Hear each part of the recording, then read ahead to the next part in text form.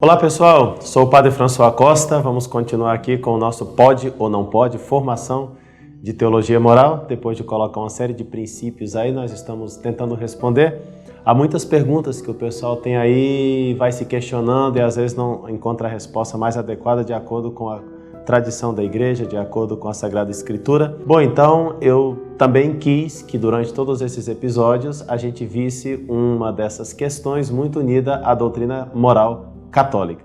Então hoje nós vamos pegar aqui a definição do pecado que está no Catecismo da Igreja Católica, no número 1849, porque nós vamos ver se fazer tatuagem é pecado ou não, tá bom? Esse é o tema de hoje, se pode ou não pode fazer uma tatuagem, né?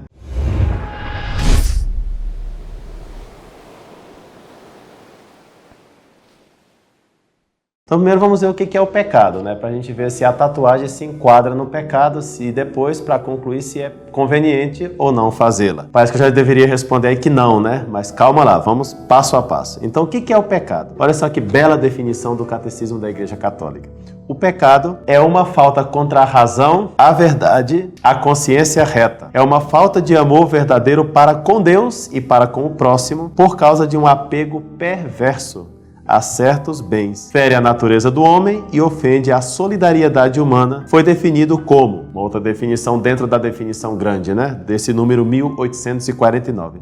Pecado é uma palavra, um ato ou um desejo contrários à lei eterna, né? Em poucas palavras, uma definição de pecado, ainda que o que foi dito anteriormente se resume no próximo número, numa expressão bem conhecida por nós: pecado é ofensa a Deus, né? Definição melhor de pecado. Pecado é uma ofensa a Deus. Mas são interessantes todas as outras considerações anteriores, especialmente quando diz que o pecado é uma falta contra a razão, contra a verdade, contra a consciência reta, que é uma falta contra o amor verdadeiro para com Deus e para com o próximo, e diz que o pecado acontece por causa de um apego perverso a certos bens, né, desejados de maneira desordenadas, né? Pois bem, toda essa realidade do pecado se resume numa ofensa a Deus, né? Em primeiro lugar, é importante distinguir o pecado mortal e o pecado leve. O pecado mortal é aquele que destrói a caridade no coração do homem, e o pecado leve é aquele que não destrói a caridade e, portanto, não leva à morte. Logicamente, o mundo protestante vai me dizer que não existe diferença entre pecado, tudo é pecado, mas isso não é verdade, porque qualquer pessoa minimamente inteligente descobre que não é a mesma coisa roubar R$1 do que matar a própria mãe. Tem dois pesos aí, e dá para entender isso aí, né?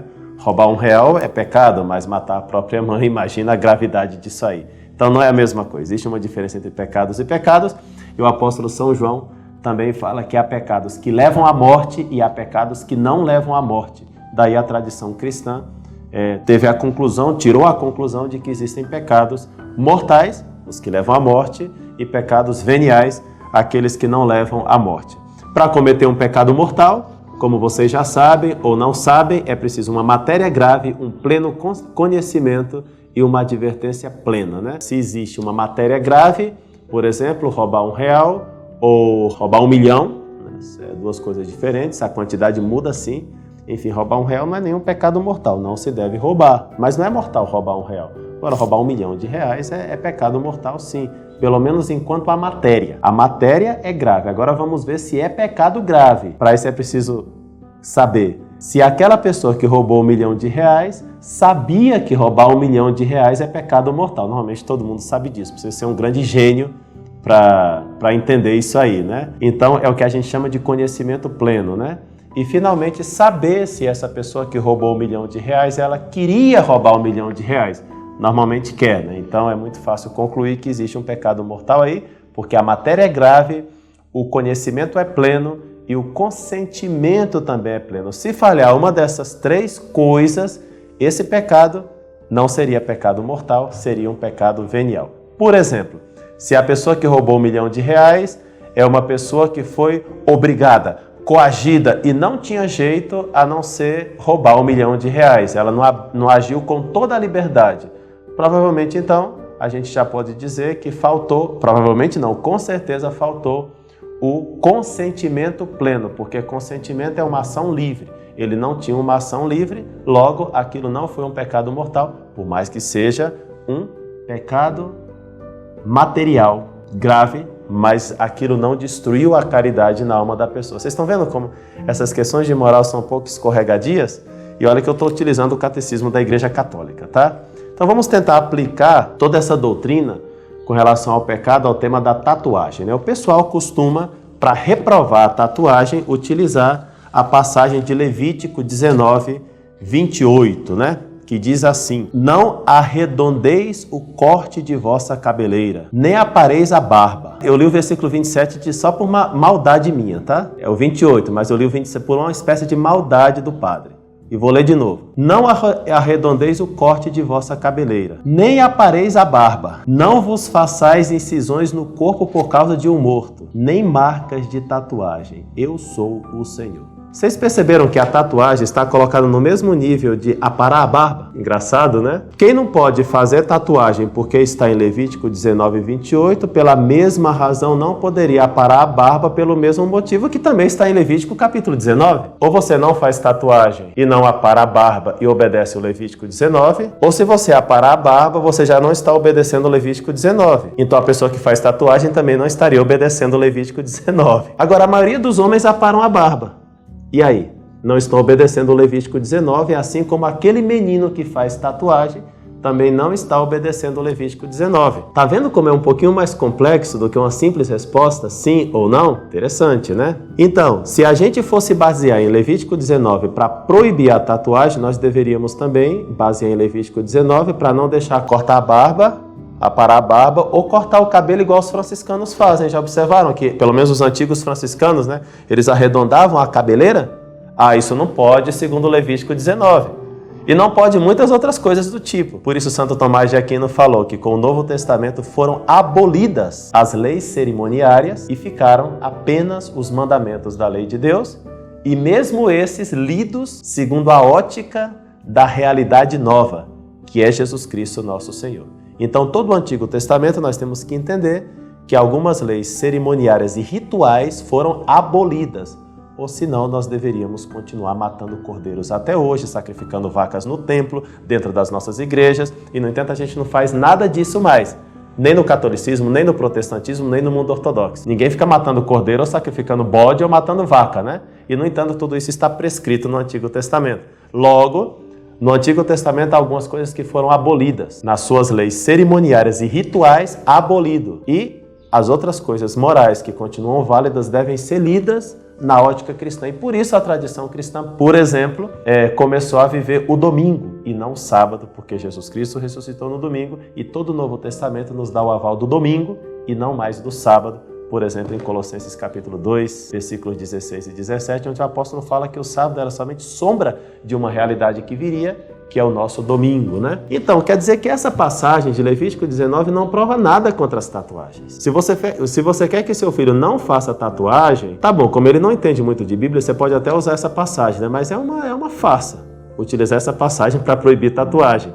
Tá? Você poderia utilizar outros argumentos. Agora, padre, é pecado ou não é pecado? Olha, depende, porque o que é necessário para fazer um pecado mortal, gente? O que é necessário para fazer um pecado, né? Matéria, advertência, consentimento. Tem matéria, fazer uma tatuagem? O pessoal fala, não, é que o nosso corpo é templo do Espírito Santo, como diz a Escritura, sim. Mas os templos do Espírito Santo, que são as igrejas, elas também são pintadas por elementos pictóricos, né? Imagens e tal, e ninguém reclama contra as tatuagens nas paredes dos templos, né? Depois, tá bom, o nosso corpo é templo do Espírito Santo, mas enfim, a gente permite machucar o nosso corpo, por exemplo, sei lá, numa cirurgia, que tem uma causa justa, né? Que são incisões no corpo também, né? E a gente permite, quer dizer, se fosse assim, não podia tocar no corpo de jeito nenhum, porque é templo do Espírito Santo. Mas a gente percebe que há momentos em que você pode tocar e você pode fazer uma incisão, você pode provocar uma incisão sem nenhum problema de pecado mortal. Então, o fato de ferir o corpo, né, fazer uma incisão para fazer uma tatuagem daquele jeito já é pecado? Em princípio, não. Além do mais, no Apocalipse 19 aparece Jesus Cristo como aquele guerreiro que tem escrito na coxa, Rei dos reis e Senhor dos que dominam. O que está escrito na coxa de Jesus Cristo essas palavras? Com giz? Com uma incisão? Será que Jesus fez uma tatuagem nele mesmo? A escritura não deixa muito claro, mas o fato é que está escrito na coxa. Não está escrito na roupa, está escrito na coxa. Viram? Então, quer dizer, não tentem encontrar passagens na escritura que vão permitir ou proibir simplesmente a tatuagem com um argumento muito simples, né?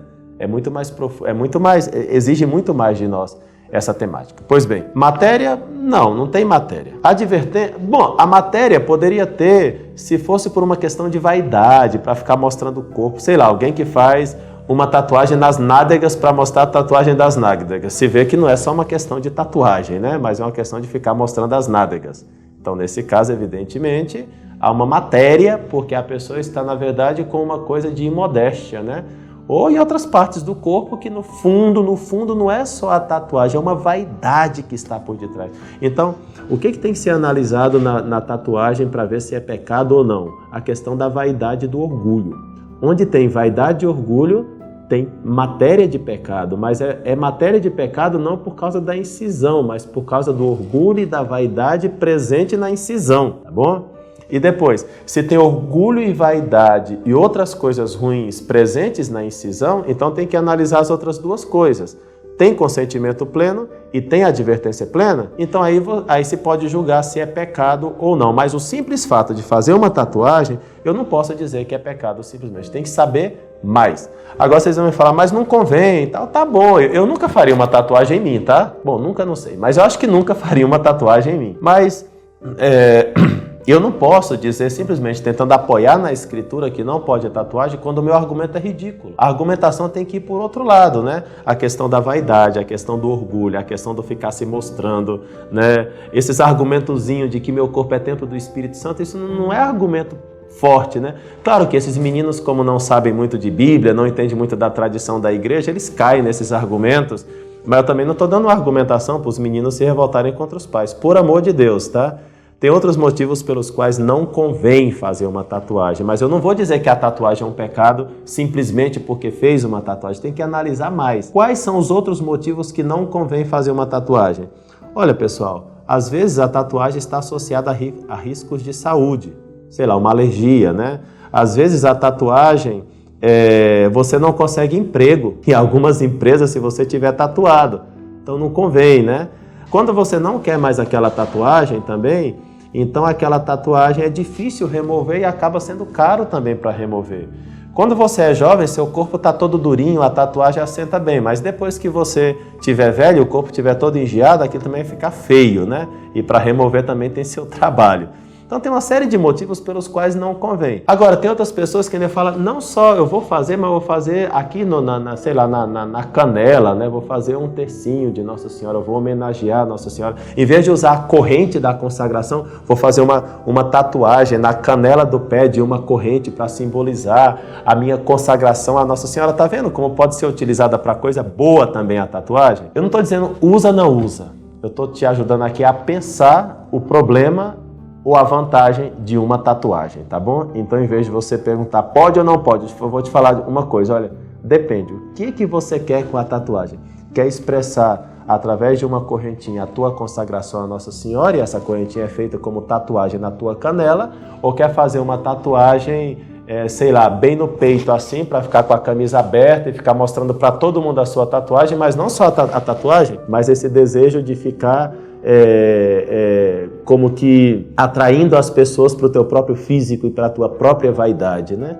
Então, tá vendo? O problema é um pouco mais amplo, a gente tem que abrir um pouco mais os horizontes e pode ou não pode? Depende, tá bom? Até a próxima, se Deus quiser.